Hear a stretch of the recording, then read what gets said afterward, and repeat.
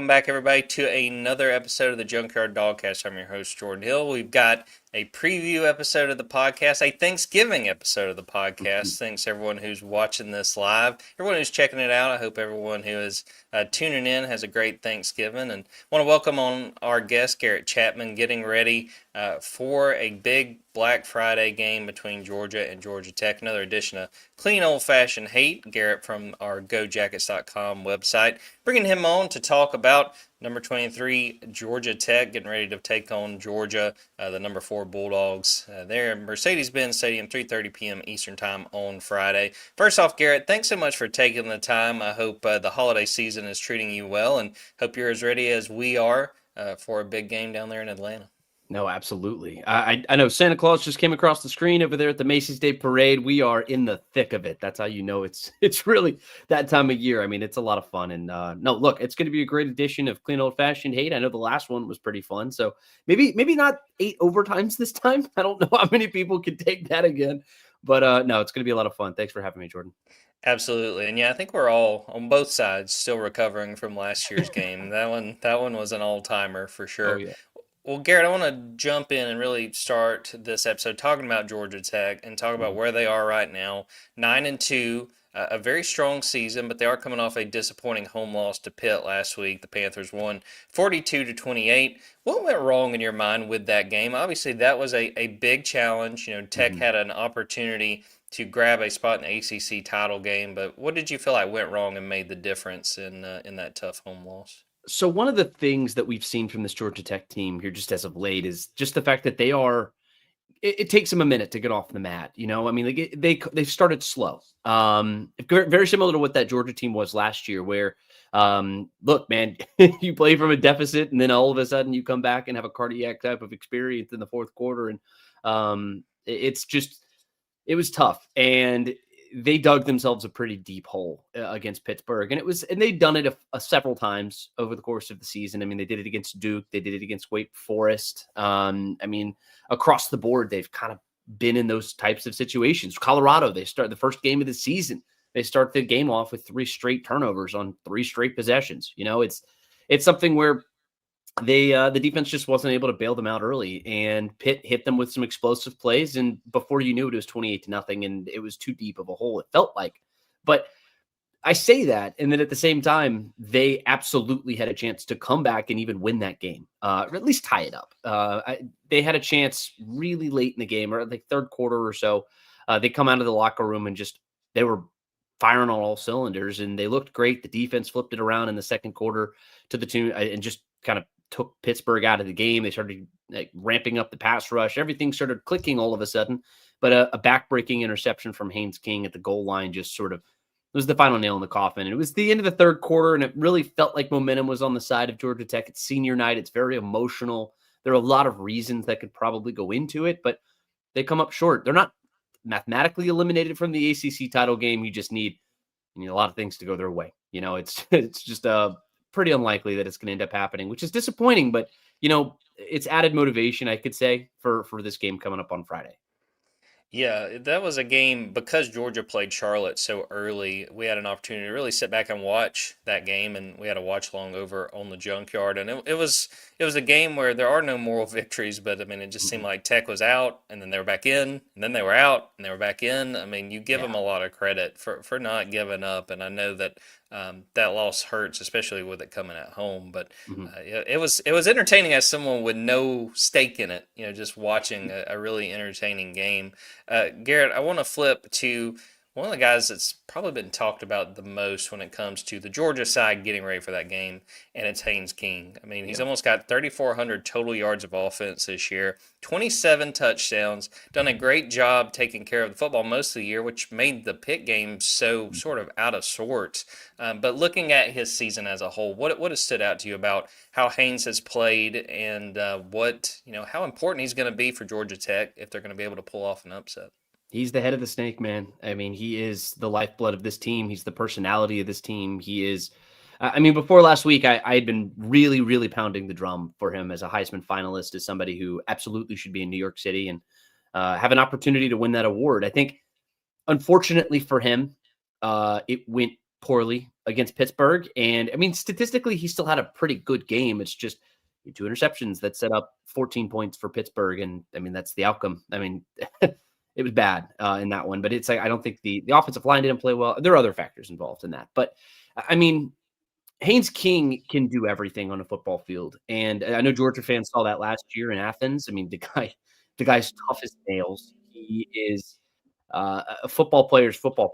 And I don't see any reason why anybody who loves the game of football would not love watching Haynes King and be a supporter of who this guy is, right? I understand he's the arch rival and everything else, but at the same time, this guy's great, and he's the son of a coach. He's very intelligent. He plays really, really hard. He works really hard, and I mean, he's just tough. I mean, he'll probably carry the ball 10 times in a game, 15 times in a game, and then drop back to pass another 25, 30 times. The ball is going to be in his hands a lot. And you especially see that when this team is facing some adversity. So I would challenge any one of your listeners to look back at the second half. Who's carrying the football and willing that team back into the game? It's Haynes King. And it was Haynes King. He was the big reason that Georgia Tech had a big lead on Georgia last year. It's if it hadn't been for that fumble that we won't get too deep into, but then I know the Georgia Tech fans are still feeling some type of way about that one. But if it hadn't been for that, then Georgia Tech gets that win, and they win it in regulation. And Haynes King had a lot to do with that. And he is the lifeblood of this team. He's one of the biggest things for this the resurgent nature of what he has what this program has been in this season and the first 2 years of Brent Key's tenure as head coach. It's all Haynes King, and it's just he's a fun player to watch and a fun player to cover. Yeah, if I'm remembering correctly, I think he had 5 total touchdowns in this game last year. And to not again get into cliches and moral victories, things like that, the game as a whole last year, I don't think you could really say either team deserved to lose. But if you want to talk about Mhm. one person who did not deserve to lose, it was Haynes King. I mean, Yeah.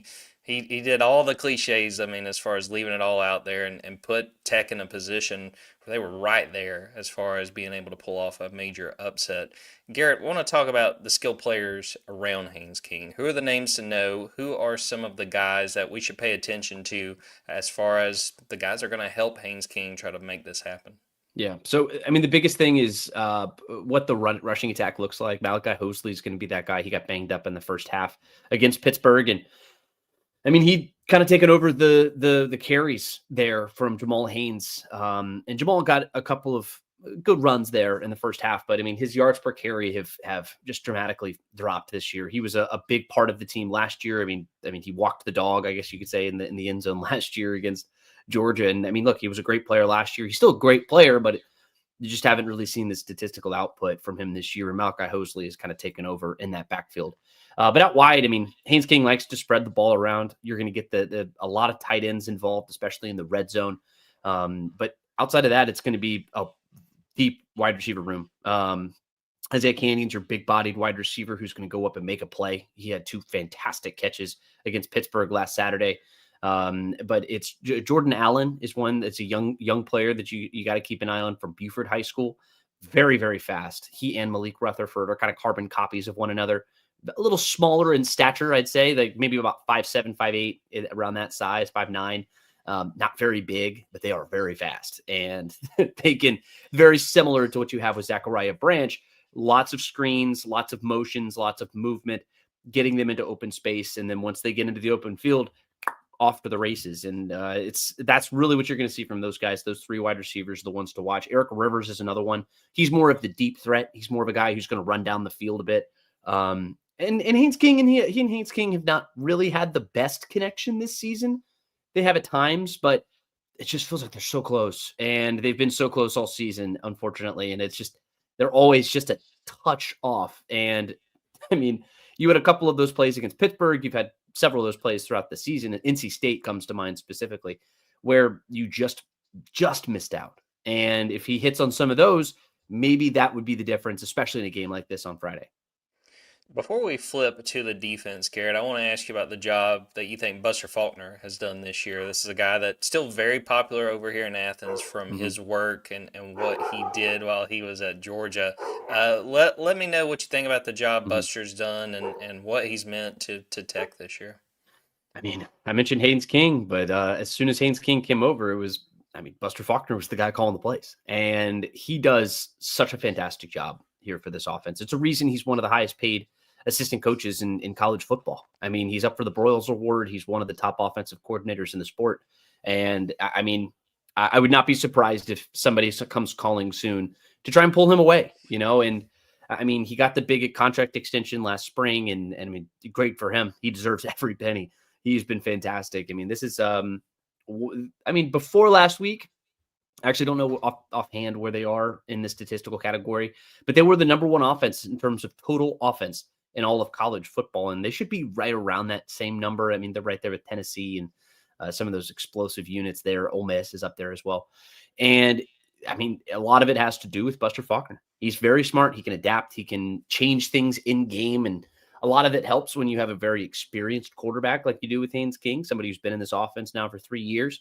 It's a perfect marriage. And one thing that you're going to have to be aware of is this guy's going to have lots of motions, lots of gadgets, and lots of little movements that eye candy, lots and lots of eye candy. And it was something that I think gave Georgia a lot of problems last year.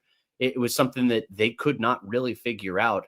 And when you have a big bodied quarterback who's really fast too, coming downhill at you, and he wants to seek contact out, he reminds me a little of Tim Tebow in that way, Haynes King does, where he wants that contact. He wants to hit you. And then you have him in the open field, and that's a credit to Buster Faulkner. It's tough to stop. And you saw that in the first half, specifically against Georgia last year. And I mean, it's going to be a lot of fun. Yeah, they are now fifth nationally in Okay. total offense, nearly 486 yards. And you hit on the big thing with eye candy. I mean, Mhm. that is the thing that has caught George off guard at times. And the thing to point out, if you're listening to this, especially if you're on the tech side who's not kept up with the injury situation for Georgia, C.J. Allen, I would be very surprised if C.J. plays because he's been dealing with a knee injury that he had against Texas. So that's going to be some younger linebackers that Buster Faulkner is going to have a chance to Yeah. scheme against and try to take advantage of. Flipping to the defense, Garrett, this Tech defense seems like it's kind of been an adventure this year. What are Mhm. the biggest concerns you think for Tech going into this game? And also give us a few names we should pay attention to on Friday. Yeah, I mean, for as good as the offense has been, the defense has gone the opposite direction in recent weeks. It's one of the reasons why they're likely out of the ACC title game and out of the college football playoff. And it's extremely disappointing, you know, because the offense has been that good. Um, it's a bummer. I mean, Blake Gideon is the new defensive coordinator. Tyler Santucci was the one from the year before, and it's the third defensive coordinator in 3 years that they've had. But Santucci, of course, he goes off to the NFL, and I mean, he's coaching the Ravens now. But this has been a bit of a disappointing second half of the season. In the first half, you kind of saw a bend but don't break unit. And a consistent thing with bend but don't break units is sometimes after a while, they just shatter. And that's kind of what's happened here to this Georgia Tech team. And I mean, they've been hit badly with explosives. NC State killed them with that. And then Boston College was just a tough one to watch. But you come out with a win in that one, but it was not comfortable by any stretch of the imagination. And that one, it's because you struggled with pressure. In the game against Pittsburgh, you struggled again with explosives. You got the pressure, but you couldn't stop explosive plays. And the nail in the coffin was a 56-yard touchdown run. Right. I mean, it's something that you got to do better about, especially with an offense as potent as Georgia's coming into this game. So it's going to be very difficult. It's going to be a tough spot, specifically in the run defense. I think if their best hope, I would say, is to keep the offense out on the field. And I think Georgia Tech generally does a very good job of this. You see this in the SEC kind of with Vanderbilt, where teams shrink the game and you hold on to the ball, you sit on it a little bit, you win with possession, and you limit the possessions of the opponent. And Georgia Tech was not able to do that against Pittsburgh. You had 3 and outs in their first 4 possessions, and their next one, their only other one, only got 1 first down. So it's basically just another 3 and out. It's why Pitt was able to get a big lead, and it was very tough for Georgia Tech to come back after that. So the defense is not going to do itself many favors. I think that it's got to get a couple of turnovers if it really wants to kind of hold serve in this one. They weren't able to do that against Pittsburgh, and they were against Clemson. They were against, I think, no, they didn't get one against Colorado. I can't remember offhand, but In other games, like Duke, another good example, you have a scoop and score and you're down on the goal line and you go the opposite direction and you get 6, right? So you've had opportunities in other big games, but I mean, if those don't go your way, then you're potentially looking at a completely different Georgia Tech team coming into this game. So they had big plays and big moments. It's just they haven't had those in recent weeks, and they've been getting hit for a bunch of yards here and a lot of points, and it's just been kind of a tough watch for a lot of Georgia Tech fans. But as far as names to watch, just to answer that part of your question, Clayton Powell-Lee is a great player in the secondary. He's a safety. He's one of the team leaders. Kyle Eford in the middle of the field, that's going to be your linebacker. Just look for the big old neck roll and the guy who's running like a yeah. What's the X-Men who like runs his head through a wall? Whatever that guy's name is, that's Kyle Eford. It's hard to miss him. And then JJ Vandenberg, I'll give you one at all 3 levels. JJ Vandenberg is the guy on the defensive line. He's routinely on the athletics freak list. Guy's one of the strongest people on the field at any given time. The strongest guy on the field at any given time. He's a great player right there in the middle at the nose, or defensive tackle, I should say, right on the defensive line. So those are 3 players to keep an eye on. Yeah, looking at the neck roll, man, that's a sure way to find a special place in my heart. It's easy. It's easy to root for a guy like that. Before we take a break, Garrett, I want to ask you too, just about Georgia Tech's special teams. This could be a game that winds up coming down to a kick. We know how crazy these rivalry games are, and if we didn't know that, we learned that last November. How have they played on special teams? What does that look like this year? Aiden Burr might be the best kicker in the country. He's a finalist for what's the name of the award? Where the kicking award? I'm just blanking on it. Lou Groza. That's it. So he's one of the finalists for the award. I know Georgia's got a pretty good kicker too. I think he's right there in that same category. So he doesn't miss kicks. That's just the big thing. He has got a great leg. He's had a couple of game winners here this season, and they are going to be in pretty good shape there. Marshall Nichols is also he's the punter. He's in great shape, just in terms of. He's been a good punter, So special teams, they've generally done pretty well. I've been pretty impressed with him. Tim Salem, the special teams coordinator, newly minted, and he's done a very, very good job here in his this season. We will take a quick break and come back and talk specifically about this matchup, the conversation leading up to this game, and then talk about what we expect to see on Friday. Before we do that, want to shout out, we have a 75% off sale over at Dogs 24/7 Black Friday sale that is live. Take advantage of it. Come join us, and you join us, you get access to stuff like GoJackets.com, what Garrett and those guys have going on. Lots of great content. So we will take a quick break and be right back.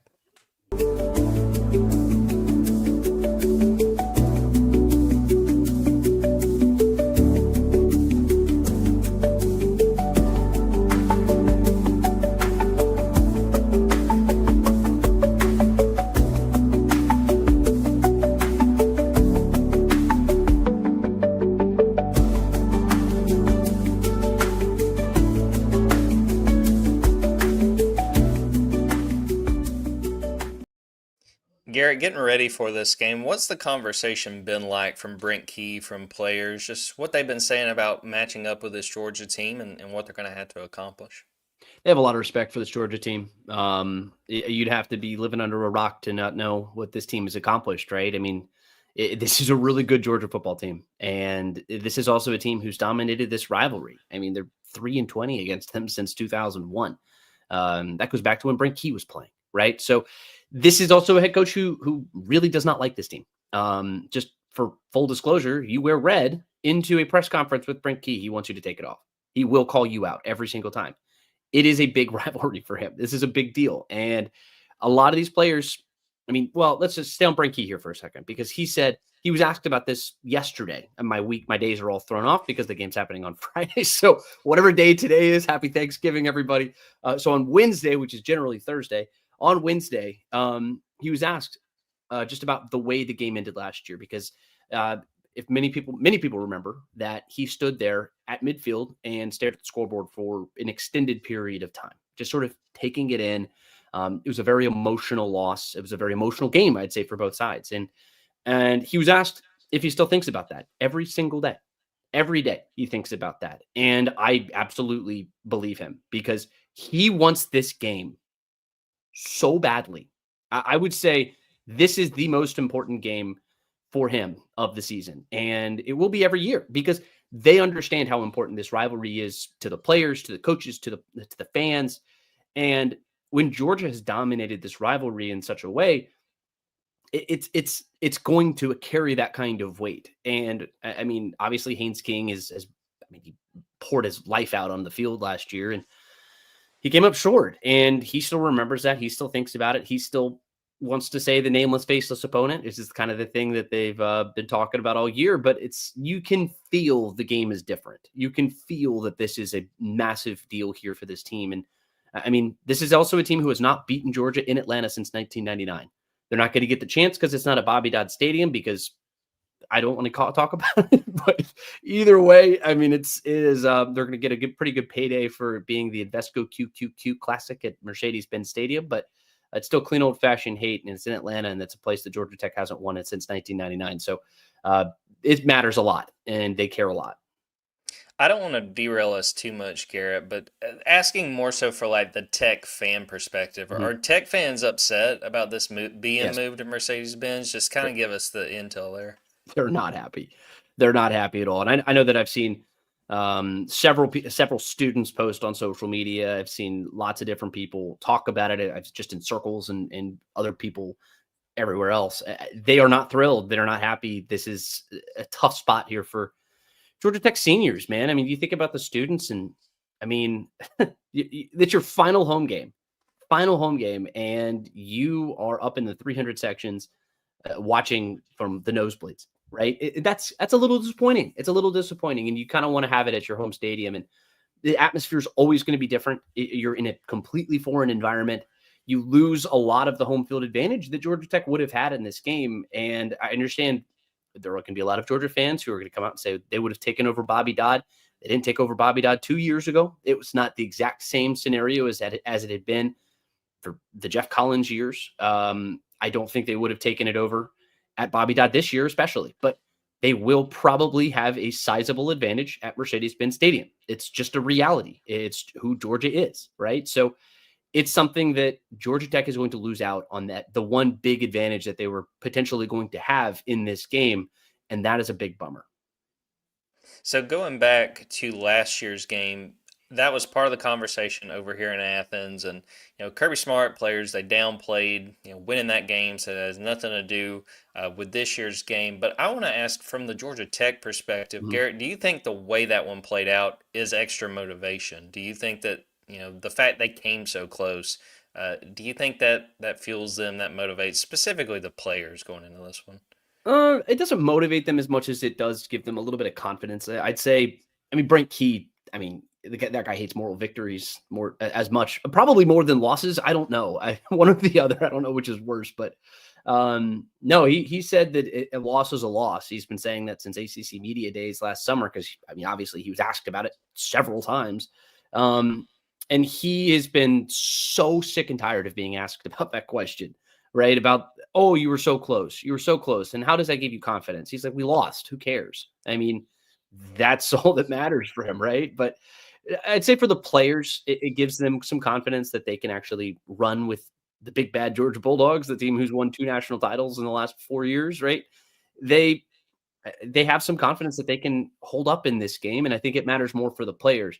But as far as the coaches go, it doesn't give them any moral victories. There's nothing that they take from it that changes anything. And I think that ultimately they're confident. They think that they can come out and get a win in this game. And look, they showed last year that they're capable of doing it. But I can tell they're very much tired of talking about it. Yeah, I honestly can't blame them. And I'll say this, I'm sure there are Georgia fans who don't like Brent Key. That's just part of a rivalry. Yeah. I appreciate him just because he's a straight shooter, man. Like, you don't usually have to wonder what Brent Key's thinking. He'll probably let you know. Yeah, no, he absolutely will. Both on and off record conversations, he'll tell you. He'll tell you. There's not a lot of word salad. I know that Falcons fans have had a lot of frustration with the word salad. So you haven't had as much with that with Brent Key. He is absolutely a straight shooter, and he's a man's man. He's an offensive lineman. That's just who he is, right? Anybody who knows offensive linemen, they know that they're tough dudes, and that's kind of what Brent Key is. Garrett had to bring up the Falcons, so I've lost my appetite on Thanksgiving. That was a low blow, but Hey, looking man. at yeah, I know you're going through it, covering the Falcons too. But with Georgia Tech, we are now we're a little bit over 24 hours away from this game. But Mhm. any injury situations we should pay attention to on Friday? Any kind of up in the air situations for Tech? Yeah, I mean they've been pretty banged up there in their secondary. They've been dealing with a couple issues there. I mean Brent Key, as far as him being a straight shooter, he's not going to give us a lot of information injury wise if he doesn't have to, and that's going to be the biggest thing. Um, the secondary is pretty banged up right now. I'll tell you that much. I mean, guys are nicked up and bruised in that part of the team, but I mean, aside from that, Malachi Hosley, he was banged up in the first half, but he came back in the second half and played. I would assume that he's going to be fine here for this game on Friday, but it's not an ACC game, so Georgia Tech is not going to give us a lot of information. Georgia Tech just Brent Key. Brent Key's not going to give us a lot of information on that. So, as far as I know, they're in pretty decent health, right? I mean, just outside of the secondary, just be a little worried about that. All right, so looking at this matchup on Friday, what has to go right, Garrett, for Tech to have a chance? What are the keys in your mind for that the Yellow Jackets have to accomplish if they're going to pull off this upset?